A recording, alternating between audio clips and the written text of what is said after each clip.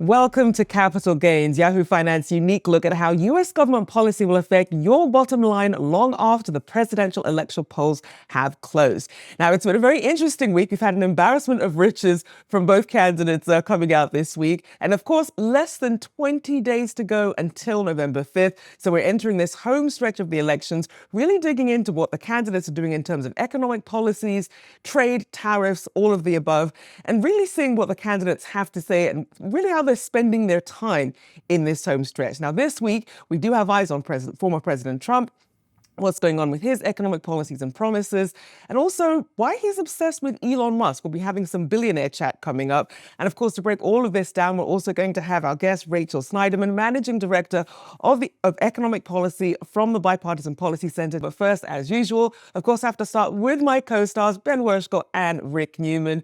So Ben, break it down for us. What's on your note cards this week?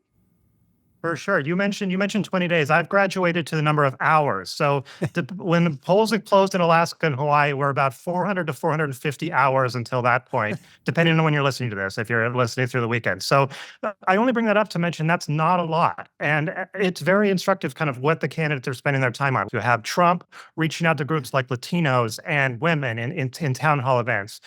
You have Harris talking to Republicans and Black men, Republicans via Fox News. She did a Fox News interview that, Rick, I know you have a lot of thoughts on. So it's sort of them trying to cut into these. I'll tackle Trump, and then Rick, you can do Harris. You know, Trump is trying to reach these voters, and I think we won't know for a while exactly what the effect is, but I think we're seeing some of the limitations of how far he can go into these groups. There's been a bunch of moments the last few days which show him sort of trying to reach these folks and it not going frankly great. There's the Univision town hall. There was some moments where he was talking about January 6th, bringing up January 6th, and there's panning through the crowd, and you can see the crowd not liking it. Whether that appeals to a larger swath of voters remains to be seen. But that's one sort of interesting aspect of the week. Rick, I'll let you tackle Harris and Fox News. You know, no one can really complain anymore that Kamala Harris isn't doing any mainstream interviews. She is doing mainstream interviews, and in fact, Kamala Harris is now appearing more on regular TV networks than Donald Trump is. So Donald Trump has been bailing out of shows. And so Kamala Harris on Fox News, my main takeaway from that was she has definitely become a way better candidate than she was in 2019. I'm calling her the most improved presidential candidate of 2024. She has a bit of a tough hand to play because she has changed her views on energy and healthcare and some things from 2019. She has to explain that. She hasn't done a great job of explaining that, but she just kind of changes the subject. And she obviously has a very tough record to defend on immigration with record levels of migrants crossing the border last year and early this year. The Biden administration, of course, has toughened that up. But Bret Baier of Fox asked her all about that. In fact, half the interview was about immigration. And she did what Trump does. She actually pulled a Trump move, which is she didn't answer the question the interviewer asked. She changed the subject to what she wanted to talk about, and they basically sparred.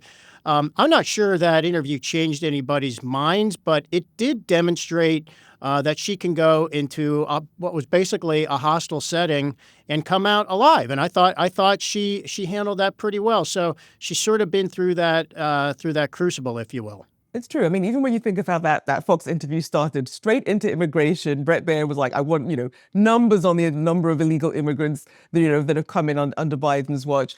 It was an interesting move coming into these spaces where it's not going to be a friendly audience.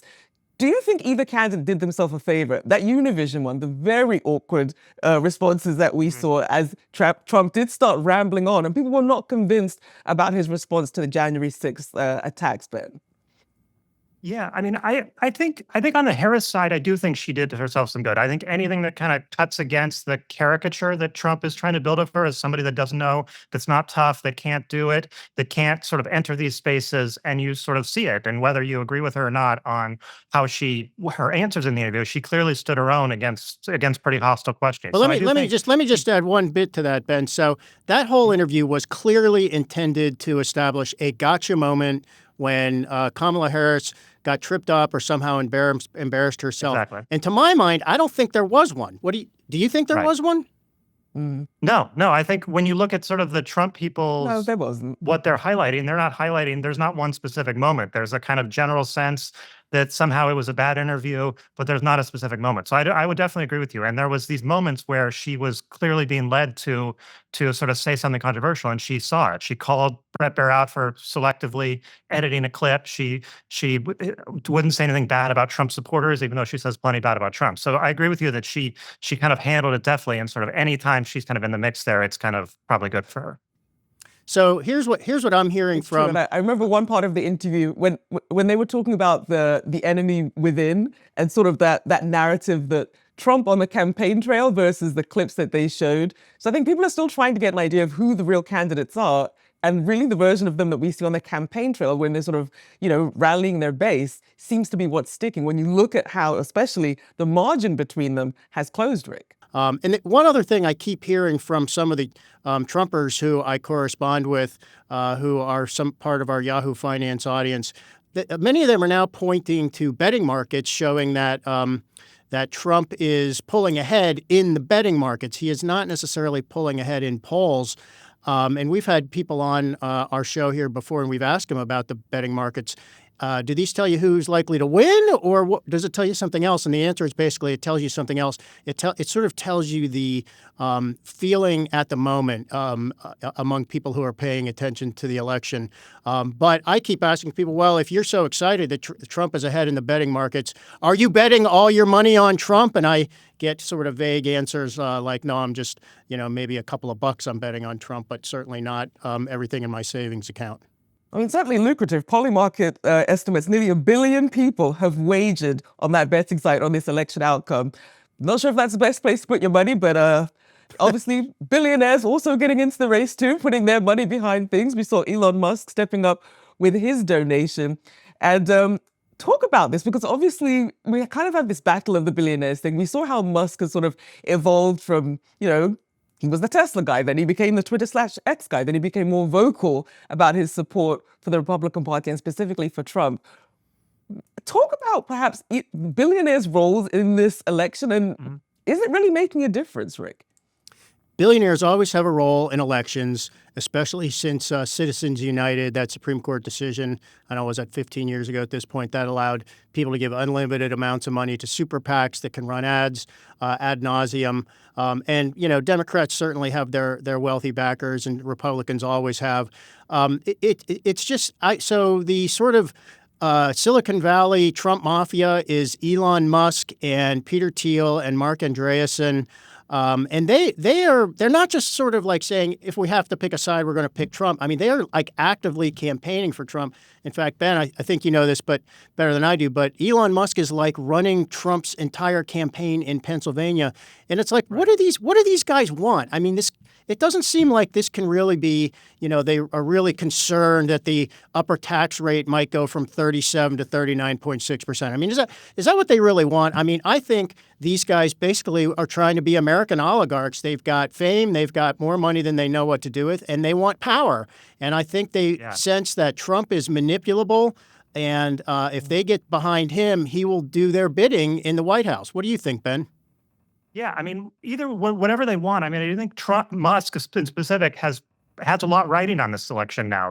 One of the things we learned this week is he's put $75 million behind his super PAC. And when usually with super PACs are actually pretty simple things. It's they pay some money to a production company to cut an ad, and then they buy as many ads on TV as they want. This is really different. This is, as you mentioned, this is a ground game operation that the Trump campaign has largely outsourced to this Musk operation. And it's an open question of whether this group can bring out the vote in the way that other goes hand. So if Trump ends up overperforming in Pennsylvania, then Musk gets a lot of credit. If he gets underperforming, there might be a lot of questions raised. So, I think he definitely, to your point, he wants influence here, and he's kind of putting a big bet on his own ability to get it. So this other guy who is all in on Trump is Bill Ackman, the hedge fund manager.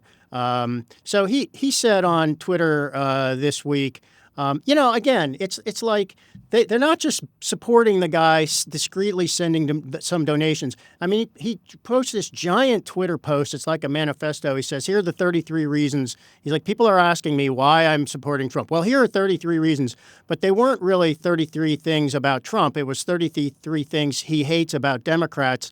And I read through his list and I thought, if this guy, so he has made his fortune on corporate activism. If this guy reads like a business prospectus, with the same crappy degree of analysis that he demonstrated in this Twitter post, he would never make $5 investing. So why is he?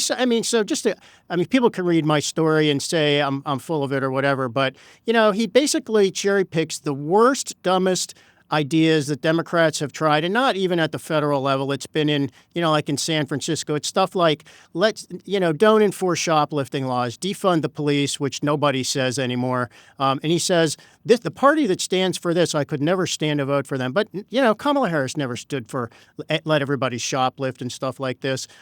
He looks at, campaign promises from a while, like 5 years ago, and that Kamala Harris obviously has changed, ban fracking, for instance, and says, I could never accept anybody who's going to ban fracking. Kamala Harris is not, the reality is she's not going to ban fracking. The Biden administration hasn't banned fracking. We have record oil and gas production under the Biden administration. And Ben, as you've pointed out in stories, Kamala Harris actually sounds friendlier toward fossil fuels than Biden. And by the way, I'm still filling my car with gasoline. No one has banned it. So it just was a silly thing. But again, Ackman is out there as part of this billionaires for Trump. So he definitely has some rich supporters.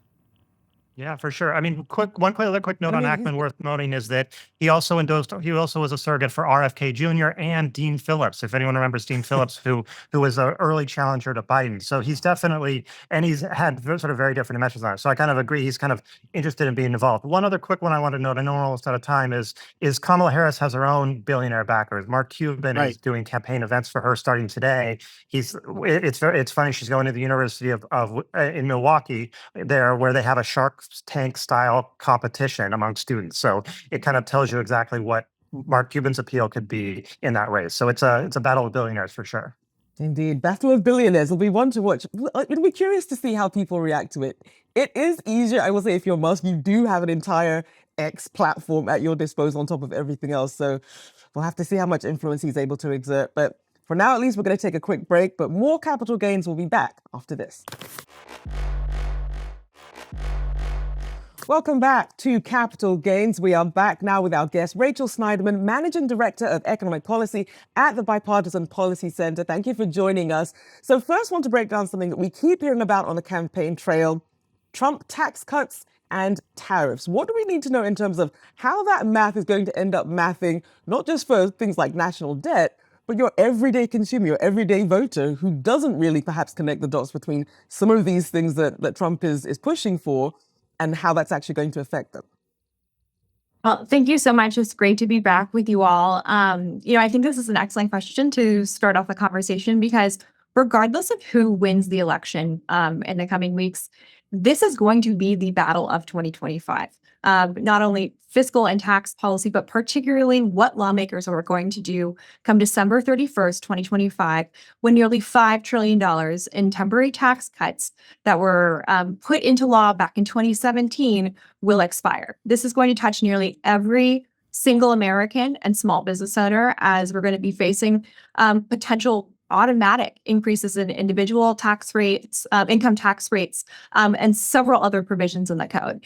And so, it really behooves us now to be thinking and really asking policymakers and looking into plans for how they're going to be tackling this. And of course, as you know, all of this in the context of a larger fiscal outlook that is increasingly more challenging to grapple with. Rachel, yeah, I want to ask you about another fight coming up next year, which is the debt limit. If folks don't know, the Bipartisan Policy Center does really great work on sort of projecting what the debt limit goes, and that's going to be right around the corner, right on January 1st. Curious if you could talk about how you guys see that playing out. Essentially, are we safe until the summer on that?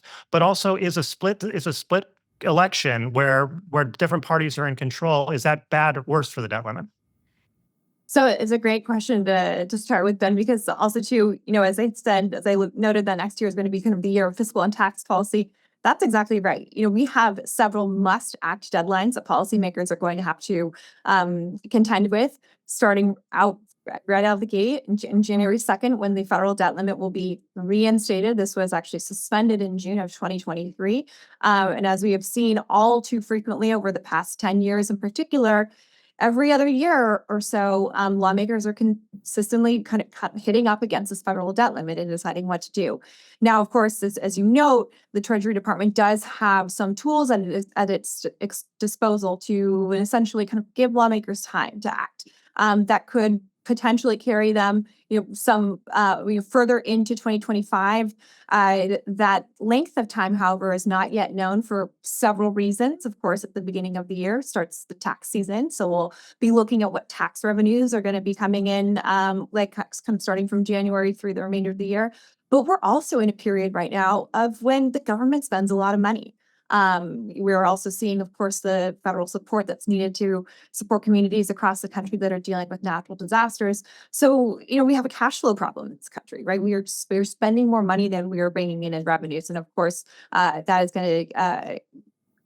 going to be part of the mathematical challenge that next year presents. But soon after having to deal with the debt limit or very much in parallel, lawmakers are going to have to also contend with the budget process. Right now, we're operating under a continuing resolution. So the government is being funded essentially at last year's funding levels. We're not able to invest in new priorities and essential services that are needed for next year's federal budget.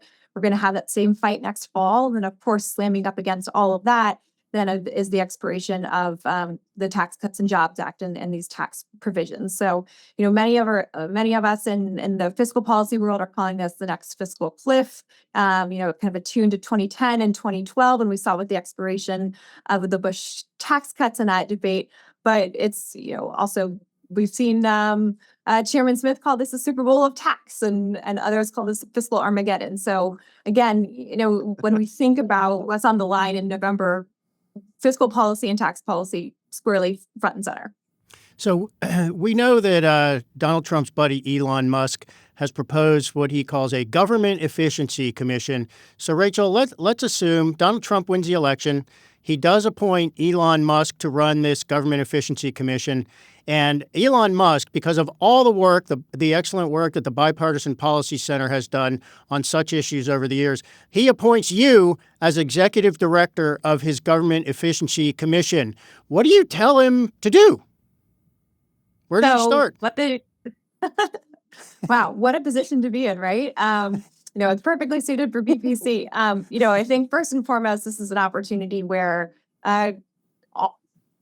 all solutions have to be on the table. This is not, when it comes about making government work more effectively and efficiently, we need to be thinking about the end goal, that is making it work for American taxpayers.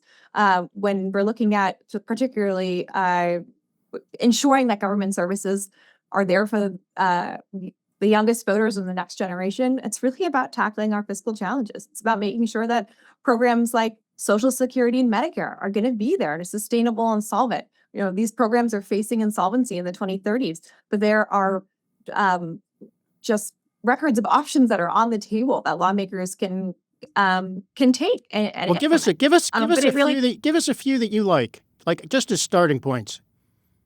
So I think, it's really about looking at what you can do on the tax side and what you can do on the spending side. I think when it comes to Social Security, for example, the economy has changed. The workforce has changed. We need to modernize the program, whether that's looking at the retirement age, whether that's looking at ensuring that benefits are better targeted to support those individuals who need the most assistance from Social Security in retirement. We have, this is the retirement landscape and private savings has changed dramatically since, of course, the last reforms in the early 1980s to the program. And of course, it's when it was founded. So, these are just the tip of the iceberg of the issues that are front and center or really need to be front and center, but we're not yet seeing, either both. And when it comes to Social Security, for example, both candidates really putting out plans that are effectively tackling that head on. And instead, just saying that taking no action on these is effectively,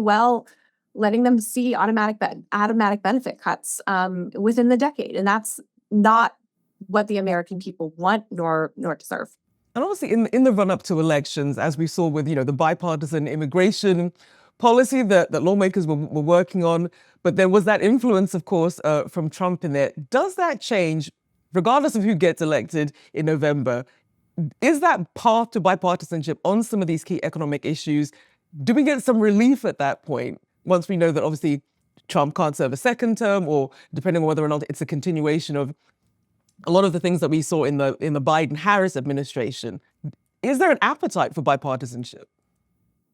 In several of my conversations with folks and leaders on the Hill, there is an appetite. I mean, this is what Americans want. This is why they send lawmakers to represent them on Capitol Hill. They want government to work for them.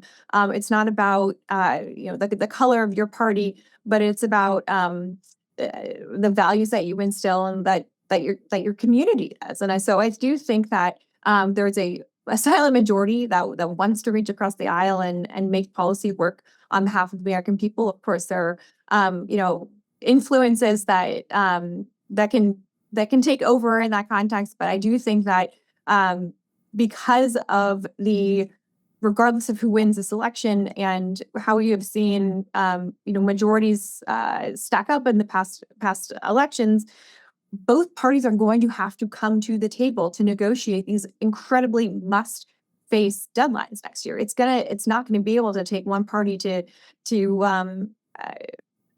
find the answer all alone. And so I do think that because next year does represent these deadlines that simply cannot be kicked down the road, they're going to have those tough conversations and reach compromise. Rachel, I wonder if you have a better idea than any of the candidates about how to actually campaign on that issue. I mean, the obvious reason nobody talks about this with any specificity is that something has to give. I mean, either taxes have to go up or spending has to come down, and somebody's going to lose, and voters, for their part, just don't want to hear it. So we don't have a lot of time here, but can you see any way that a candidate running to try to get elected can actually tell voters that? Yeah, and it's something that we think a lot about here at the Bipartisan Policy Center. These numbers are enormous. You're talking about the election of billionaires. We're talking about $28 trillion federal debt held by the public. Interest costs, just servicing that debt every year, reaching almost $1 trillion. I mean, these are really complicated, big, abstract figures. But what we need to have is conversations about how these numbers actually impact our daily lives. That breaks down to $84,000 per person in the United States being on the hook to make up for that deficit that is going into our national debt. It's about talking about the fact that when we look at the housing affordability issues in this country, mortgage rates track very closely to 10-year Treasury notes. If we think about just the interrelationship between just the cost of taking on more debt and how that then impacts home buyers down the road in terms of how much those mortgages cost, but then also housing suppliers, the cost of capital and crowding out those investments to be able to increase the supply of more affordable housing. I mean, it's all interrelated. It's so easy for us to speak past one another than with one another when it comes to these issues. But if we can do a better job as citizens and as public leaders, really showcasing how these big abstract figures and issues impact our family's bottom line, I think that this is where we can also energize more people to press their lawmakers on making this a greater priority for themselves and for their children and families. I appreciate you connecting the dots. Hopefully, on the campaign trail, we hear something like that. People do want some answers. I appreciate you taking the time to join us, Rachel Sniderman there, and a big thank you to my co-stars, Thanks, Rachel. Ricky Newman and Ben Werschel. That does it for this episode of Capital Gains. We'll see you next time.